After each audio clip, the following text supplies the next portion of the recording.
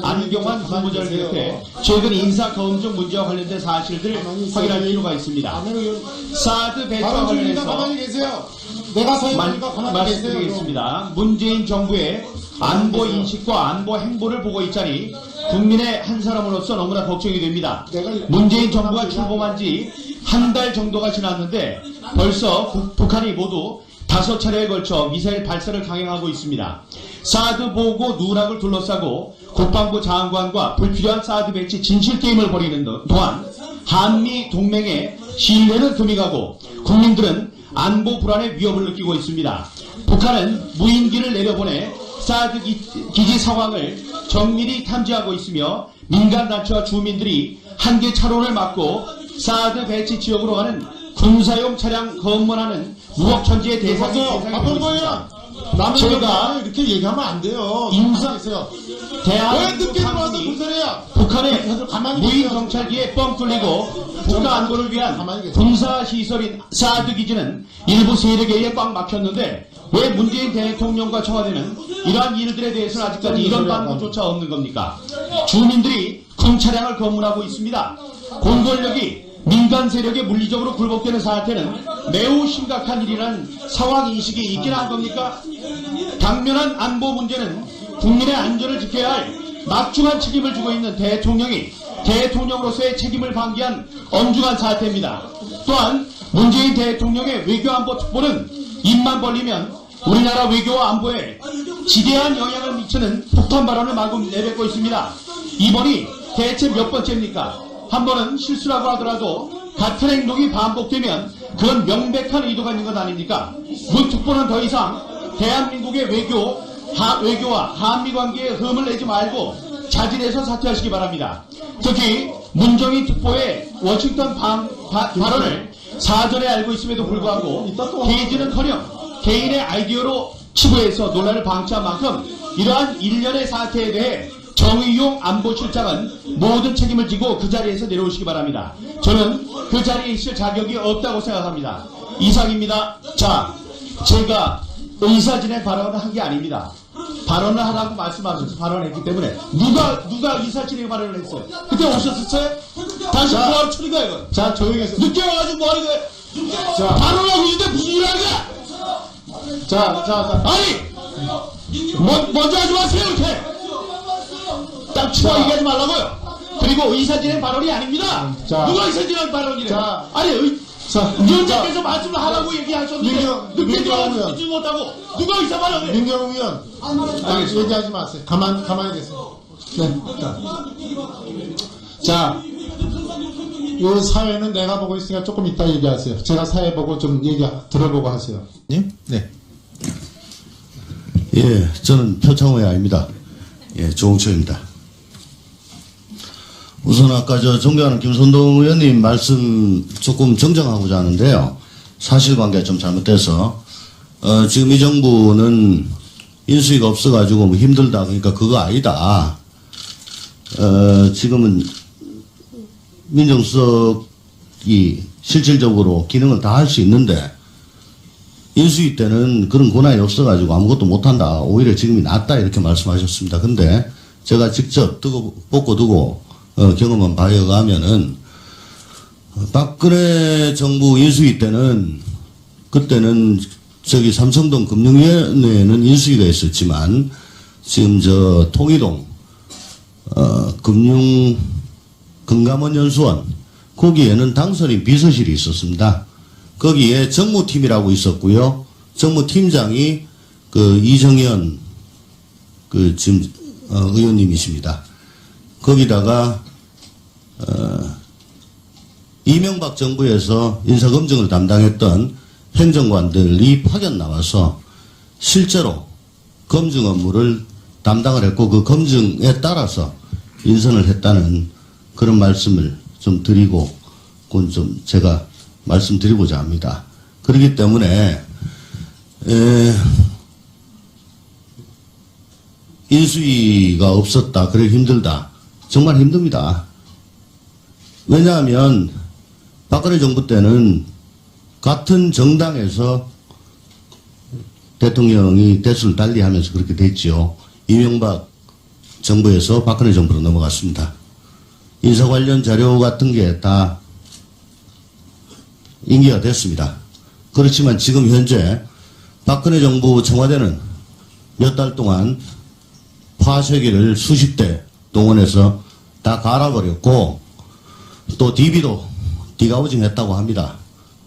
들어가 보니까 깡통밖에 없더라 라는 얘기가 나옵니다. 아무 자료 없이 그냥 시간에 쫓겨가면서 작업하고 있다는 말씀 우선 좀 드리고 싶습니다. 그리고 어제 제주에서 열린 자유한국당 당대표 및 최고위원 후보자 토론회 상에서 저도 뭐 언론을 보고 알았는데요. 문재인 대통령, 문재인 정부 오래 못 갈 것 같다. 다음 대선 일까지 갈 것 같지가 않다. 다음에 꼭 정권 찾아오겠다. 예, 정권 찾아오신 건 좋은데 이제 출범한 지 한 달 좀 지났습니다.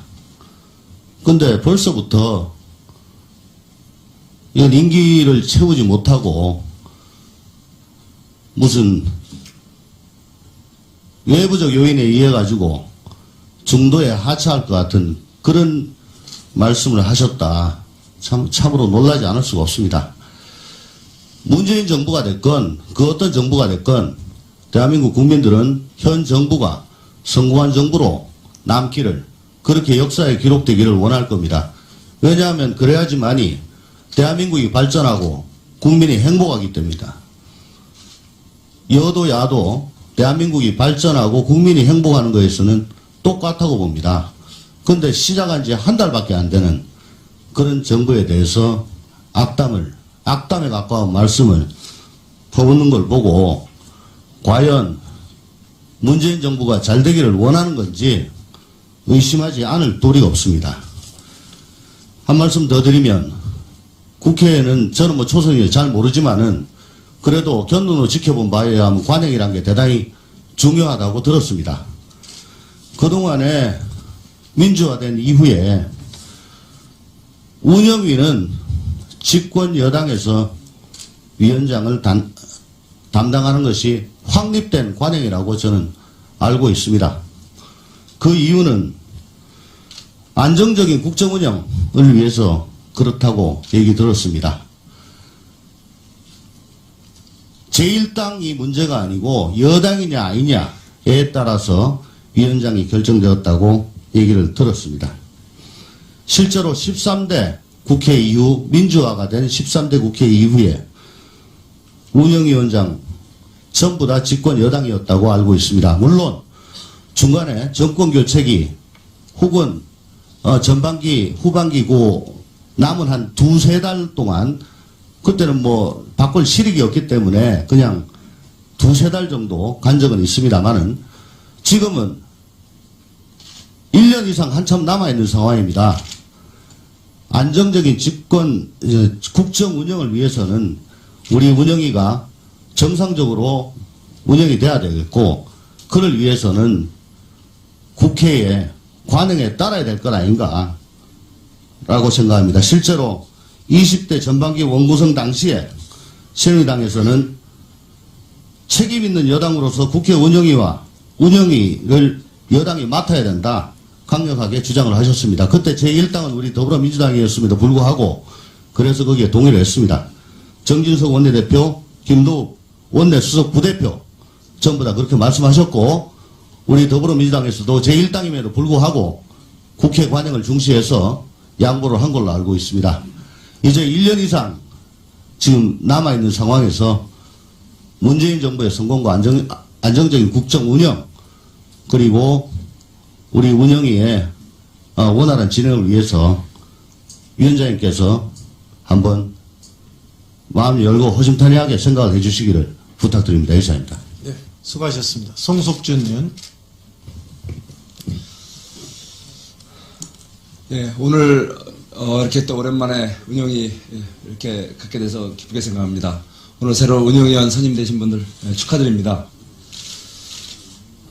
우리 운영위를 통해서 정말 여야가 서로 격의 없이 현안에 대해서 논의하고 서로 타협해서 정말 이제 새 정부 출범한 지 얼마 안 됐습니다.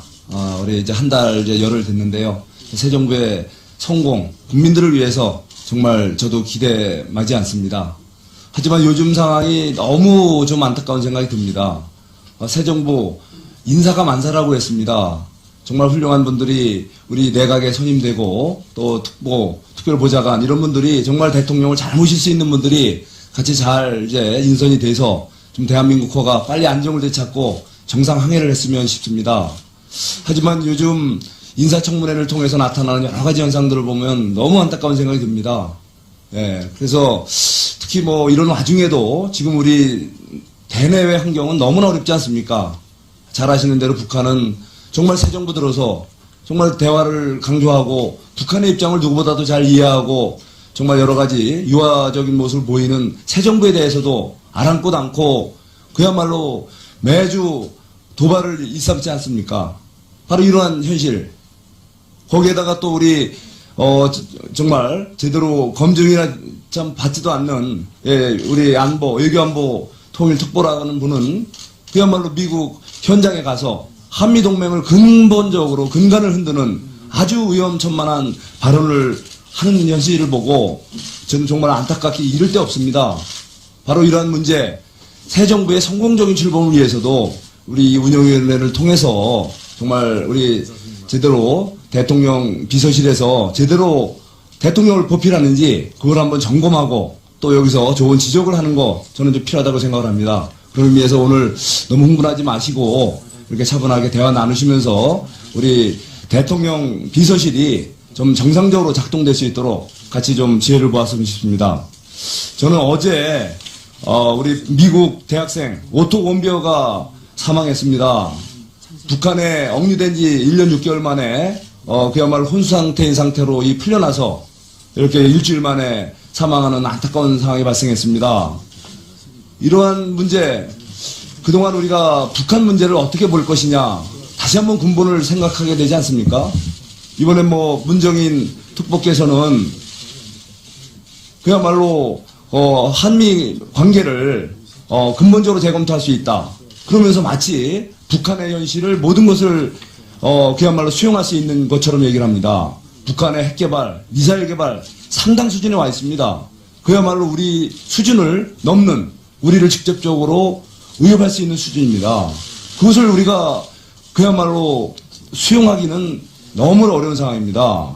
우리가 잘 아시는 대로 한국의 안보는 굳건한 한미동맹에 기초하는 게 많습니다. 정보력이라든가 현대식 무기체계 많은 부분을 의존하고 있는데 이런 한미동맹의 또 안보동맹의 현실을 외면하고 그야말로 뭐 우리가 북한과의 관계 개선을 위해서 모든 한미 관계 그런 기본적인 관계를 다시 재검토하고 모든 것을 다시 바꿀 수 있다라는 이런 것은 과연 국민적인 동의를 받을 수 있는 건지 이 부분에 대해서 우려를 금할 수가 없습니다.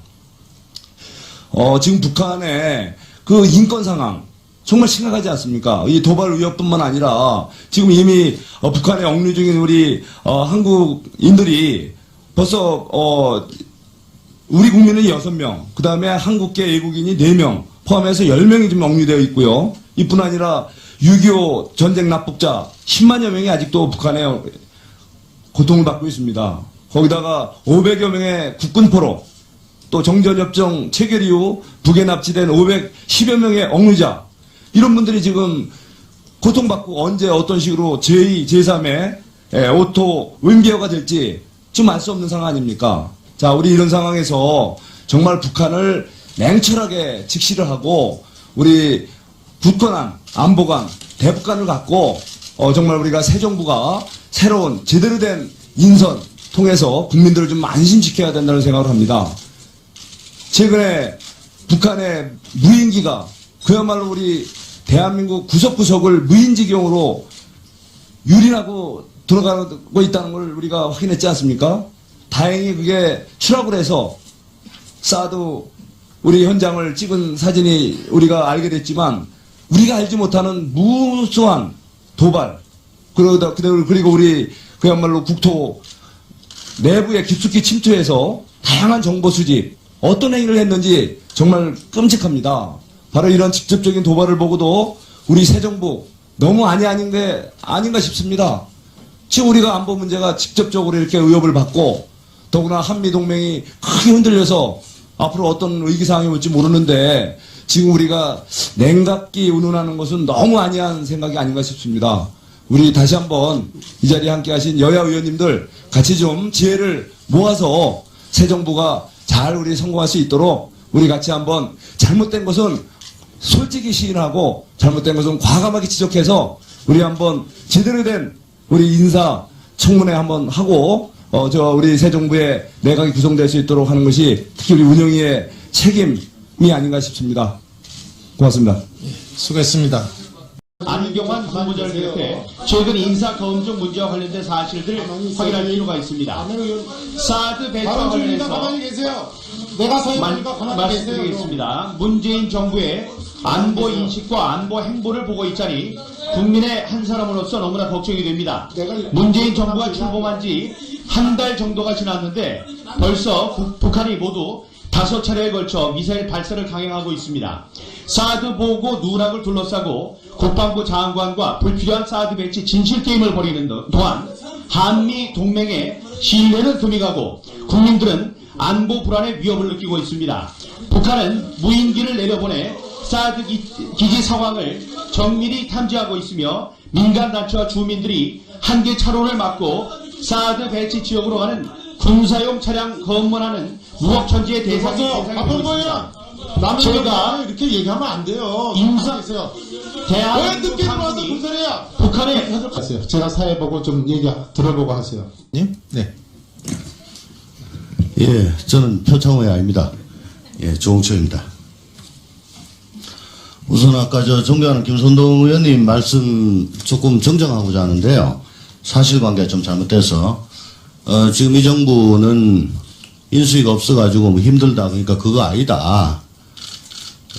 지금은 민정수석이 실질적으로 기능을 다 할 수 있는데 인수위 때는 그런 권한이 없어가지고 아무것도 못한다. 오히려 지금이 낫다 이렇게 말씀하셨습니다. 근데 제가 직접 뽑고 두고 경험한 바에 의하면은 박근혜 정부 인수위 때는 그때는 저기 삼성동 금융위원회에는 인수위가 있었지만 지금 통이동 금감원 연수원 거기에는 당선인 비서실이 있었습니다. 거기에 정무팀이라고 무인 정찰기에 뻥 뚫리고 국가 안보를 위한 군사 시설인 사드 기지는 일부 세력에 의해 꽉 막혔는데 왜 문재인 대통령과 청와대는 이러한 일들에 대해서는 아직까지 이런 방법조차 없는 겁니까? 주민들이 군 차량을 검문하고 있습니다. 공권력이 민간 세력에 물리적으로 굴복되는 사태는 매우 심각한 일이라는 상황 인식이 있긴 한 겁니까? 당면한 안보 문제는 국민의 안전을 지켜야 할 막중한 책임을 지고 있는 대통령이 대통령으로서의 책임을 방기한 엄중한 사태입니다. 또한 문재인 대통령의 외교안보 특보는 입만 벌리면 우리나라 외교와 안보에 지대한 영향을 미치는 폭탄 발언을 마구 내뱉고 있습니다. 이번이 대체 몇 번째입니까? 한 번은 실수라고 하더라도 같은 행동이 반복되면 그건 명백한 의도가 있는 것 아닙니까? 문 특보는 더 이상 대한민국의 외교와 한미관계에 흠을 내지 말고 자진해서 사퇴하시기 바랍니다. 특히 문정인 특보에 있었고요. 정무팀장이 이정현 지금 의원님이십니다. 거기다가